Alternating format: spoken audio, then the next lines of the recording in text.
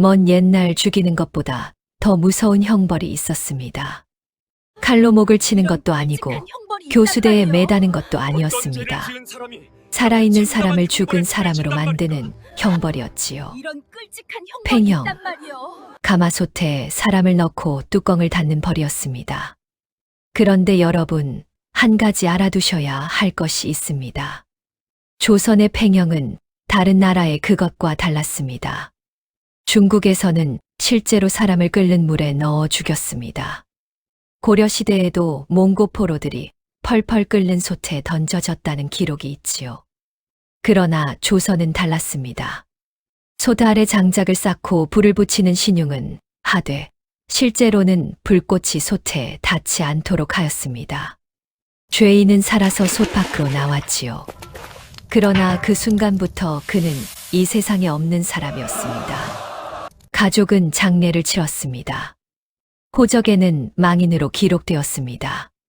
족보에서는 이름이 지워졌습니다.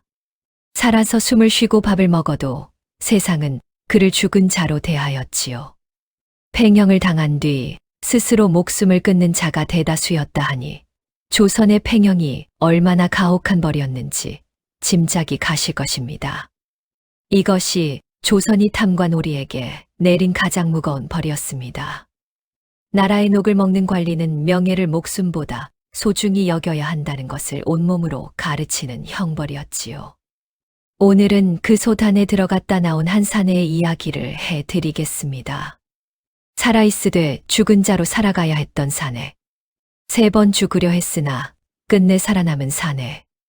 그리고 그 수치와 절망 속에서 진짜 사람으로 다시 태어난 사내의 이야기입니다. 목련야담에 오신 여러분 반갑습니다. 마음에 드신다면 구독과 좋아요로 응원 남겨주시면 큰 힘이 되겠습니다. 그럼 오늘 이야기 시작하겠습니다. 영조 임금께서 나라를 다스리시던 시절 한양해전교 위에 사람들이 구름처럼 몰려들었습니다. 저자거리의 상인도, 갓을 쓴 선비도, 지게를 진 짐꾼도, 아이 손을 꼭 쥔 아낙네도 모두 발걸음을 멈추었습니다. 다리 한복판에 거대한 가마솥이 걸렸기 때문이었지요. 포졸들이 다리 위에 붓두막을 만들고 커다란 솥을 올렸습니다. 물을 가득 붓고 아궁이에는 장작을 높이 쌓았습니다. 솥뚜껑은 열린 채로 그날의 주인공을 기다리고 있었지요. 구경꾼들 사이에서 낮고 굵은 목소리들이 오갔습니다. 팽형이래. 드디어 팽형을 집행하는 거야. 살아나와도 산 사람이 아니지. 그게 더 무서운 거 아닌가? 당연하지. 죽는 것보다 살아서 죽은 사람 취급받는 게 더 무섭지. 사람들의 눈빛에는 분노와 통쾌함이 뒤섞여 있었습니다. 봄볕은 따사로웠지만 해정교 위의 공기는 서리빨처럼 차갑고 팽팽하였지요. 강물은 변함없이 유유히 흘렀습니다. 그 무심한 흐름이 오히려 오늘의 장면을 더 선명하게 만들었습니다. 그 솥의 주인공은 박첨지라 불리는 사내였습니다. 한때는 지방고을의 수령 자리에 앉아 인근 백성들을 쥐락펴락하던 자였지요. 비단 옷이 아니면 몸에 걸치지 않았고 사내 진미가 아니면 상에 올리지 않았습니다. 그 풍족함이 어디서 나왔는지는 묻지 않아도 알 일이었습니다. 봄이면 씨앗을, 가을이면 추수한 곡식을 빼앗았습니다. 세금이라는 이름을 붙이면 무엇이든 가져갈 수 있다는 것을 박첨지는 너무도 잘 알고 있었지요. 울며 매달리는 농부의 손목을 포졸에게 뿌리치게 하면서도 눈 하나 깜짝하지 않았습니다. 억울하다 소리치는 자는 옥에 가두었고 그래도 버티는 자는 매질을 하였습니다. 고을에서 박첨지의 이름은 공포 그 자체였지요. 살이 오를 대로 오른 박첨지의 몸은 탐욕 그 자체였습니다. 두툼한 뺨에는 언제나 기름기가 흘렀고 작은 눈은 늘 계산으로 번들거렸습니다. 수령의 자리에 앉아있는 동안 단 한 번도 자신이 잘못되었다는 생각을 하지 않았지요. 높은 자리에 앉은 자가 아랫사람의 것을 취하는 것이 당연한 세상이라고 믿었으니까요. 그런 박첨지가 마침내 포도청에 끌려갔습니다. 고을 백성들이 피눈물로 쓴 상소가 어사의 손에 들어갔고 낱낱이 조사된 죄목이 조정에 보고되었습니다. 빼앗긴 곡식의 양, 굶어 죽은 자의 수, 억울하게 옥에 갇힌 자들의 이름이 하나하나 밝혀졌습니다.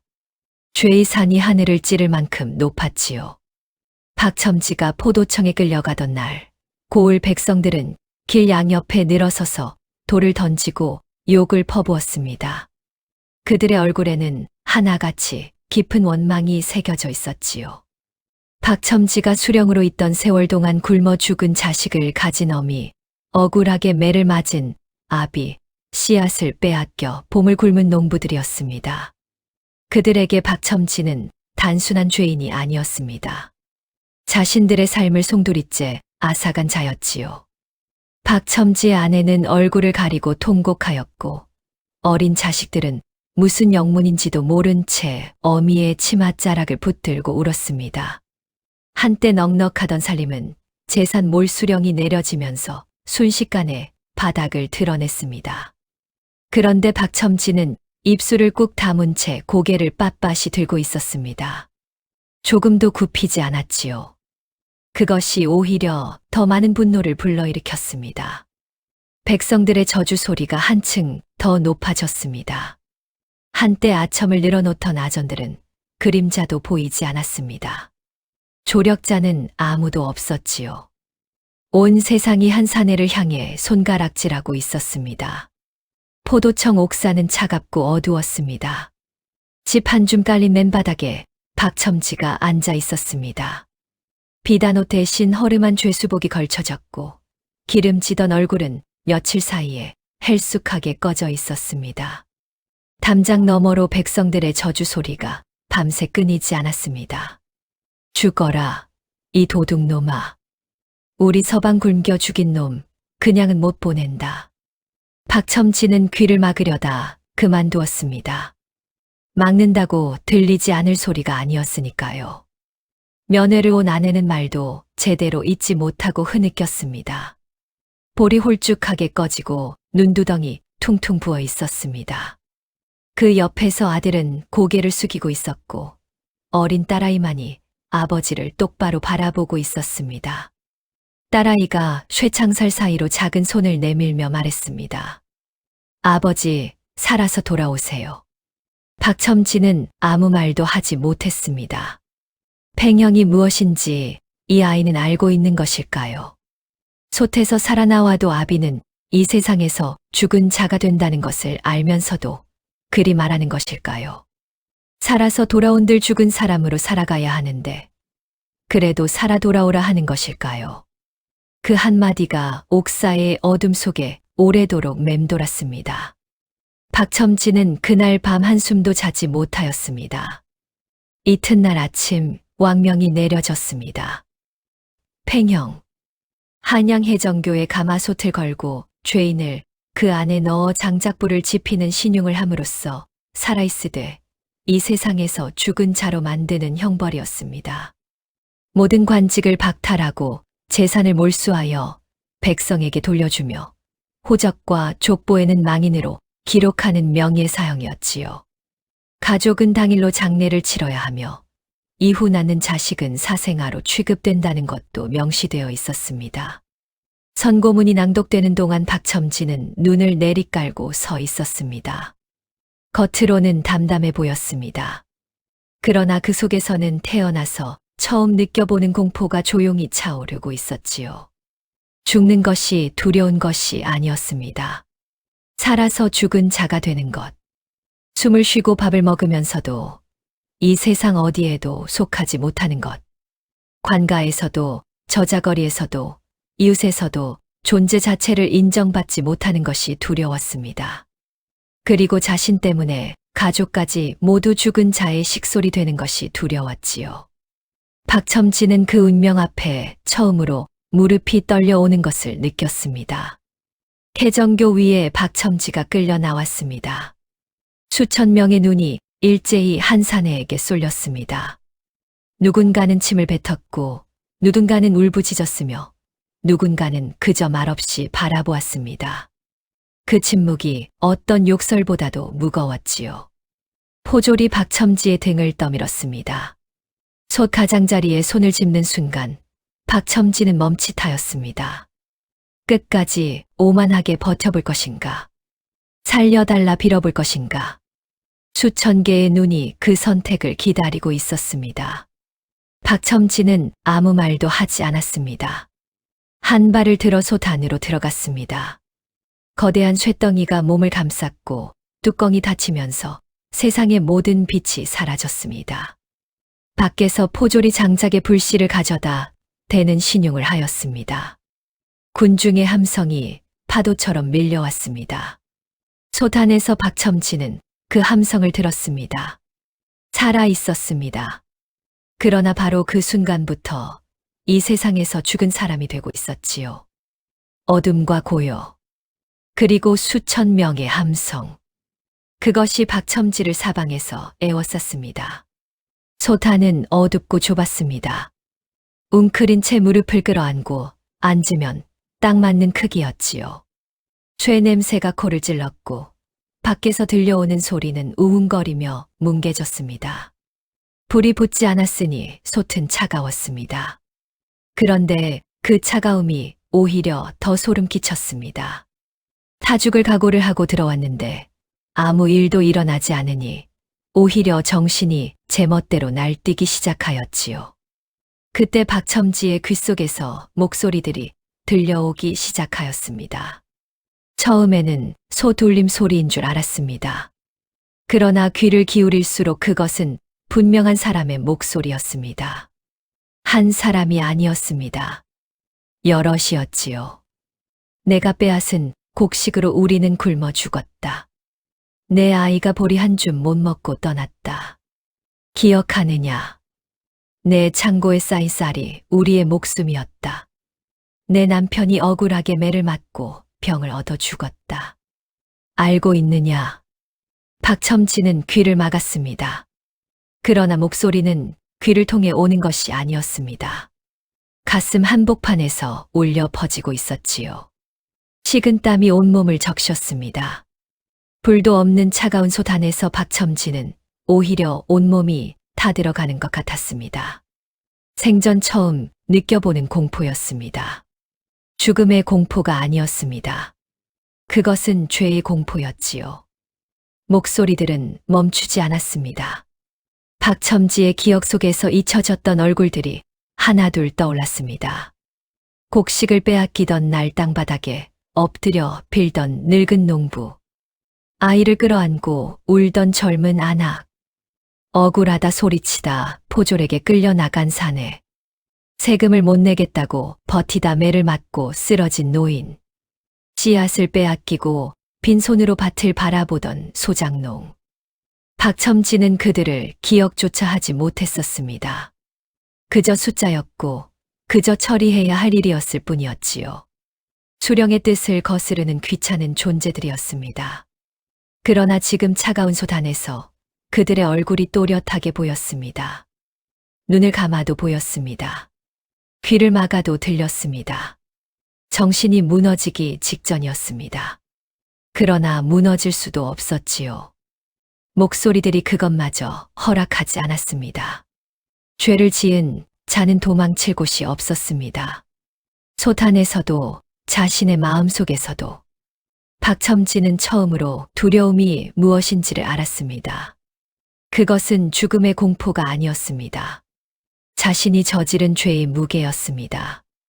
얼마나 시간이 흘렀을까요? 뚜껑이 열렸습니다. 눈부신 햇빛이 쏟아졌습니다. 포졸이 멀뚱하게 박첨지를 내려다보고 있었습니다. 나오시오. 박첨지는 비틀거리며 솥 밖으로 나왔습니다. 살아 있었습니다. 몸에는 아무 상처도 없었지요. 그러나 아무도 살아있다고 생각하지 않았습니다. 형 집행을 알리는 관리가 큰 소리로 외쳤습니다. 죄인 박첨지는 이 시각부로 이 세상에 없는 자이니라. 호적에서 제하고 족보에서 지우며 처자식은 오늘 중으로 장례를 치를 것이니라. 이후 이 자를 산 사람으로 대하는 자는 엄히 다스릴 것이니라. 군중 속에서 탄식 소리가 터져 나왔습니다. 통쾌해하는 자도 있었고 고개를 젓는 자도 있었습니다. 박첨지는 멍하니 햇빛을 바라보았습니다. 죽지 않았습니다. 그런데 기쁘지 않았습니다. 오히려 가슴 깊은 곳에서 알 수 없는 무언가가 무겁게 내려앉았지요. 살아있는 육신으로 죽은 자가 되는 것. 이것이 팽형의 진짜 공포였습니다.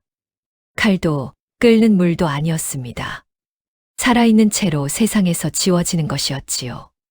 그날 저녁 박첨지의 집에서는 곡소리가 흘러나왔습니다.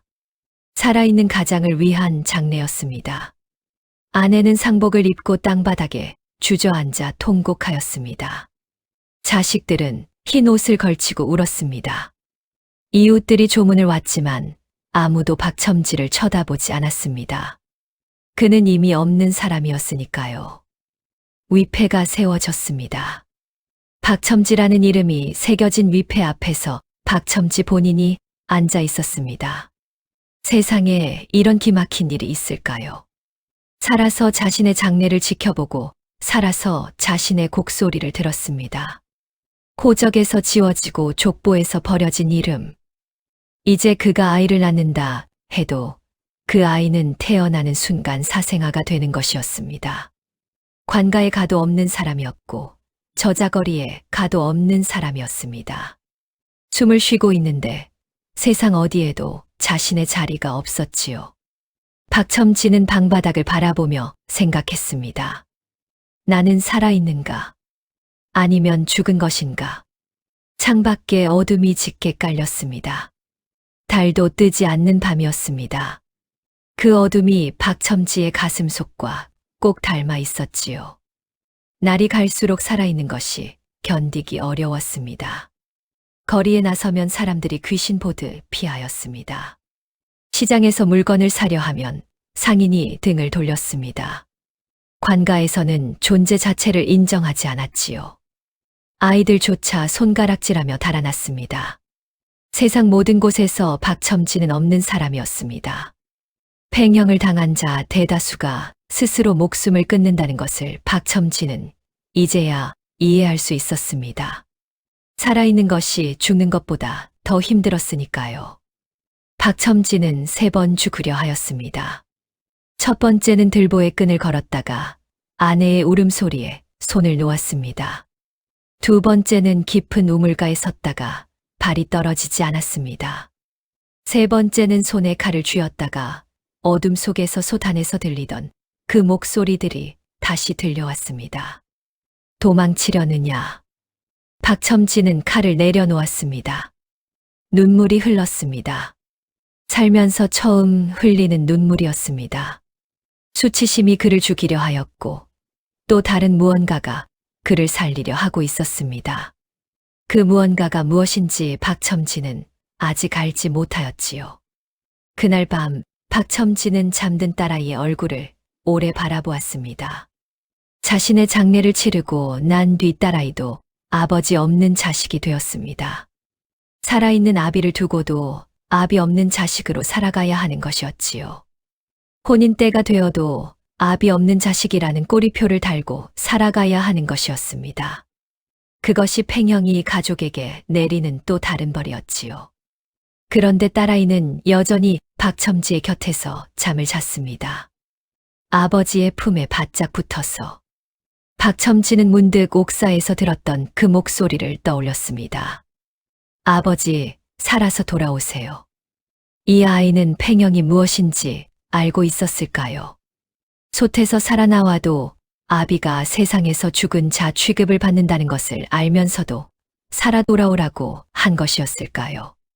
그래도 살아만 있으면 된다고 생각한 것이었을까요? 박첨지는 딸아이의 손을 가만히 쥐어보았습니다. 얼마나 작고 따뜻한지 몰랐습니다.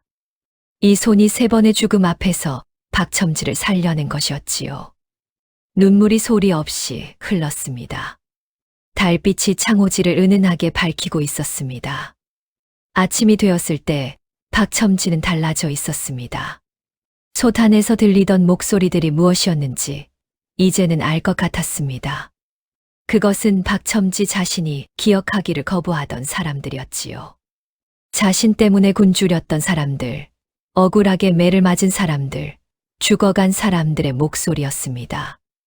외면하고 싶었던 죄의 무게가 쏟아내서 한꺼번에 쏟아진 것이었지요. 죽음보다 무서운 것은 죄를 안고 사는 것이라는 것을 박첨지는 뼛속 깊이 깨달았습니다. 오만함이 무너졌습니다. 그 자리에 부끄러움이 들어찼습니다. 그것으로 충분했습니다. 박첨지는 아내에게 말했습니다. 마을로 돌아가겠소. 아내가 눈을 크게 떴습니다. 거기 가면 돌을 맞을 것입니다. 맞아야지요. 용서를 구하러 가는 것인가요? 박첨지는 잠시 생각하다 고개를 저었습니다. 용서는 바라지 않소. 갚으러 가는 것이요. 아내는 한참을 바라보다가 고개를 끄덕였습니다. 그 눈빛에는 말로 다 할 수 없는 것들이 담겨 있었습니다. 살아있는 남편을 잃은 슬픔과 그래도 남편이 달라졌다는 안도가 함께였지요. 박첨지가 마을 어귀에 들어섰을 때 사람들이 하나둘 나왔습니다. 박첨지는 땅에 이마를 댔습니다. 내가 죄인이요. 잘못하였소. 그러나 사람들은 아무도 박첨지를 받아주지 않았습니다. 당연한 일이었습니다. 누군가는 침을 뱉었고 누군가는 등을 돌렸습니다. 누군가는 그 자리에 서서 말없이 눈물만 흘렸습니다. 그 눈물이 침보다 더 아팠지요. 늙은 농부 하나가 말했습니다. 지금 와서 이 말을 조아린다고 굶어 죽은 우리 자식이 살아 돌아오겠느냐? 그렇지 않소.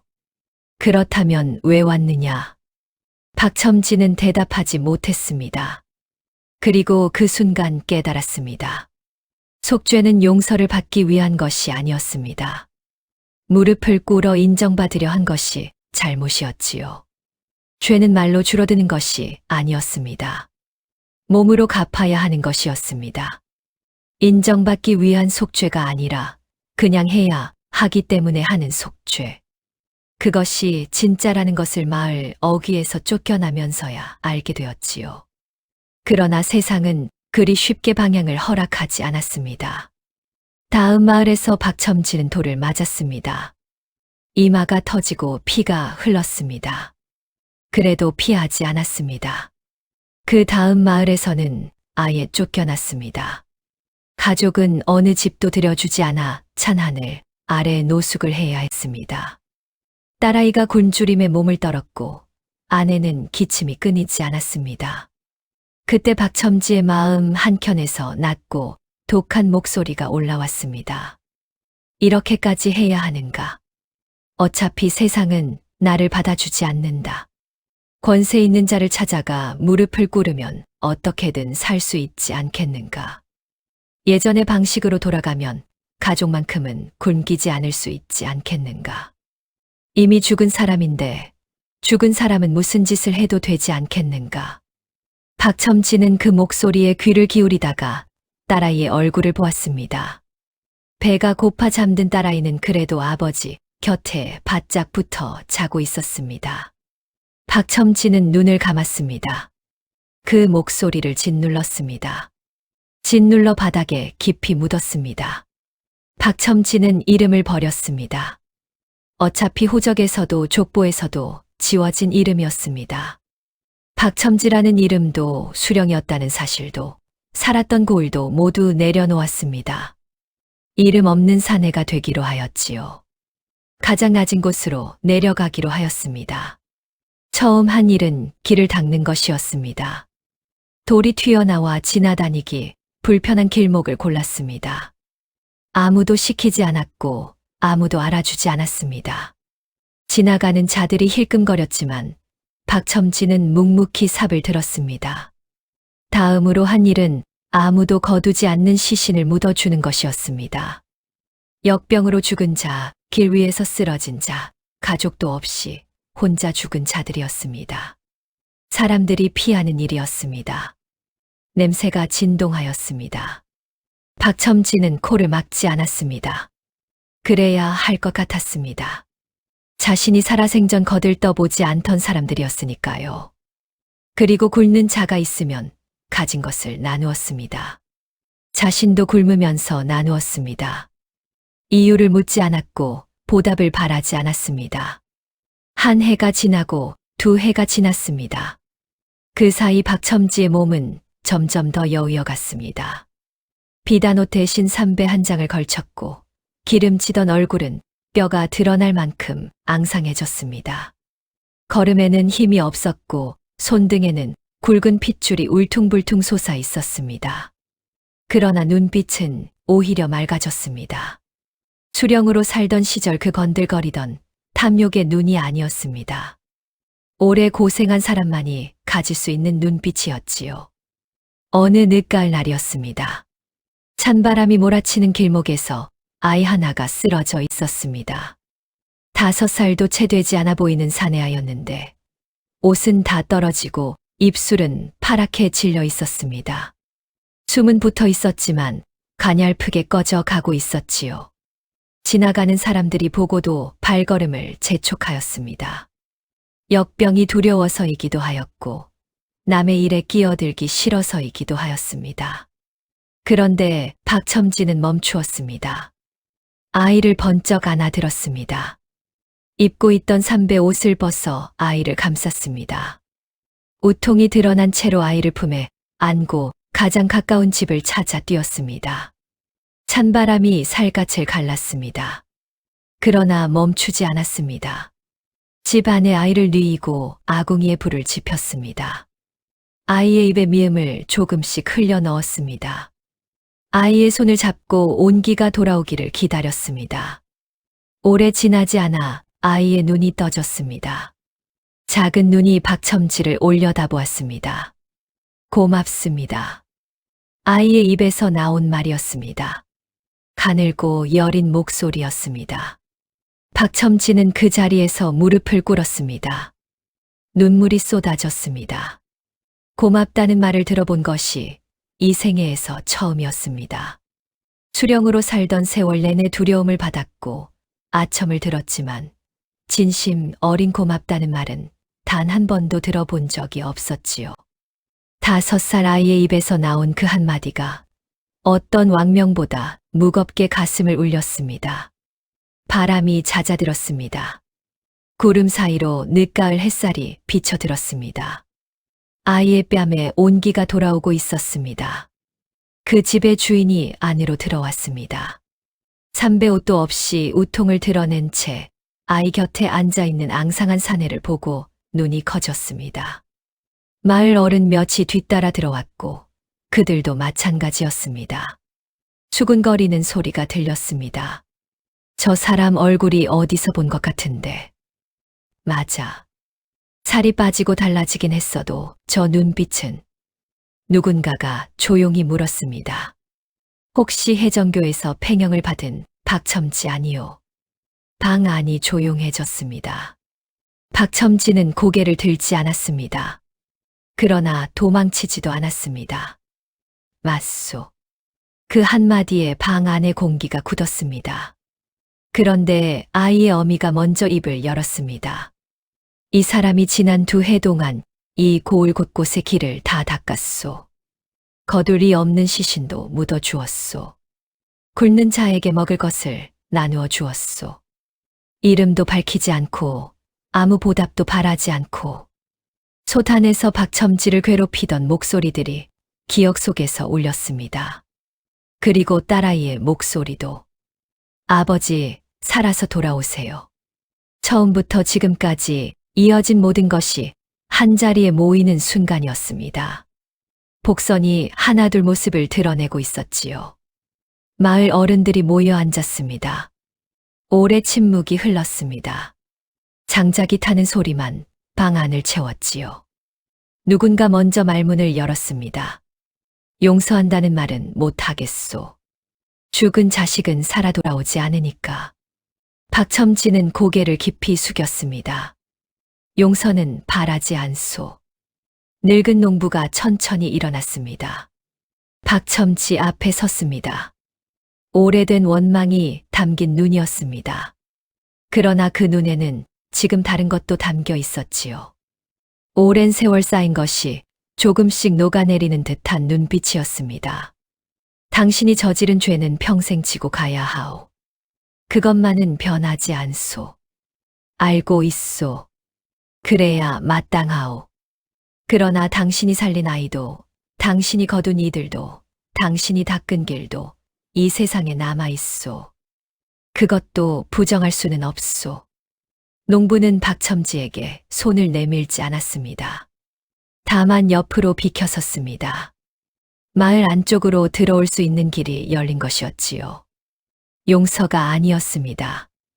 인정이었습니다. 호적에서 지워지고 족보에서 버려진 사내를 그래도 사람으로 받아들이겠다는 뜻이었습니다. 팽영이 빼앗아간 것을 박첨지는 2해에 걸친 속죄로 조금씩 되찾고 있었지요. 눈물이 소리 없이 흘렀습니다. 그 뒤로 박첨지는 마을 어귀에 작은 오두막을 짓고 살았습니다. 수령도 아니었고 선비도 아니었습니다. 이름도 없었습니다. 그저 아픈 자를 돌보고 굶는 자에게 밥을 나누고 길을 고치는 사내였습니다. 그것이 전부였습니다. 그러나 그것으로 충분하였지요. 아내와 딸아이도 곁에 있었습니다. 어느 저녁 딸아이가 아버지의 손을 꼭 쥐었습니다. 옥사의 쇠창살 사이로 내밀었던 그 작은 손이 이제는 많이 자라 있었습니다. 그 손의 온기가 손바닥을 통해 가슴으로 전해졌습니다. 아버지, 이제 행복하세요? 박첨지는 한참 생각하다가 대답했습니다. 행복한지는 모르겠다. 그러나 부끄럽지는 않구나. 딸아이가 웃었습니다. 그 웃음이 오두막 안을 가득 채웠습니다. 아내도 따라 웃었습니다. 오랫동안 잊고 살았던 웃음이었지요. 마당 한켠에 커다란 가마솥 하나가 놓여 있었습니다. 박첨지가 직접 구해 온 것이었지요. 해정교의 그 솥과 꼭 닮은 솥이었습니다. 그러나 이 솥에는 매일 아침 밥이 지어졌습니다. 굶는 자가 있으면 누구든 와서 먹을 수 있는 밥이었습니다. 사람을 죽이던 솥이 사람을 살리는 솥이 된 것이었지요. 팽영의 솥은 박첨지의 몸을 삶지 못하였습니다. 그러나 그 솥은 박첨지의 오만함과 탐욕을 삶아 녹였습니다. 그 어둠 속에서 전혀 다른 사람이 태어났지요. 조선의 팽영은 사람을 죽이는 형벌이 아니었습니다. 살아있는 채로 모든 명예를 빼앗아 진짜 사람이 무엇인지를 몸으로 깨닫게 하는 형벌이었습니다. 나라의 녹을 먹는 자는 명예를 목숨보다 소중히 여겨야 한다는 가르침이었지요. 박첨지는 그 가르침을 가장 혹독한 방식으로 배웠습니다. 그리고 가장 낮은 곳에서부터 다시 시작하여 진짜 사람이 되었습니다. 옛말에 이런 말이 있습니다. 가장 무거운 벌은 살아서 죄를 갚는 것이라고 하지요. 죽음은 도망이었고 삶은 책임이었습니다. 그리고 그 책임을 다하는 삶 속에서 사람은 비로소 사람이 된다는 것을 쏟아내서 다시 태어난 사내가 우리에게 가르쳐 주었습니다. 여러분은 어떻습니까? 지금 이 순간 도망치고 싶은 것이 있으십니까? 아니면 마주해야 할 것이 있으십니까? 박첨지의 이야기가 그 답을 찾는데 작은 불씨가 되었으면 합니다. 오늘 영상 재미있으셨나요? 구독과 좋아요는 영상 제작에 큰 힘이 됩니다. 그럼 더 재미있는 영상으로 찾아뵙겠습니다. 감사합니다.